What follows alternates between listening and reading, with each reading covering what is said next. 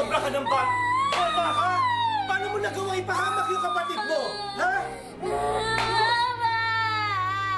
Alam mo, okay sana kung iniisip mo na mapapabuti yung kapatid mo sa Teacher Daisy na yan eh. Pero hindi. Alam mo yung nasa isip mo. Gusto mo lang talaga itong mawala sa bahay na to. Sinabi po ni Teacher Daisy, alagain niya po sa floor. Sunin na po po.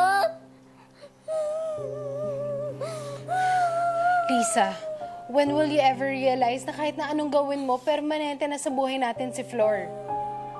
The sooner na matanggap mo yan, the sooner na maging okay na sa'yo ang lahat. At hindi na rin ako hihingi sa'yo ng sorry para kay Flor. Because I know that you're not gonna mean it.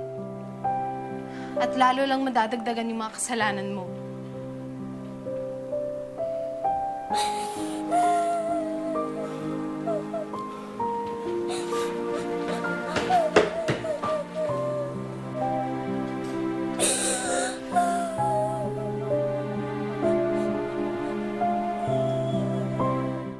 Kapag ako